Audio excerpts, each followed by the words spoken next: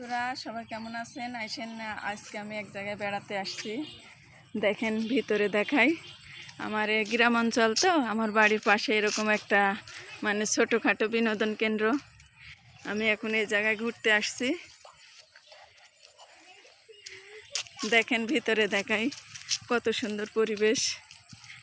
দেখেন মানে গ্রাম অঞ্চল বলতে ওই জায়গাটা ভালোই বানাইছে। ভিতরে আরো সুন্দর, মানে এগুলা গাছ টাছ।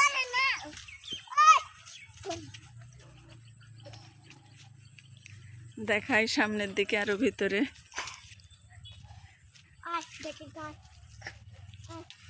এই যে দিক দিয়া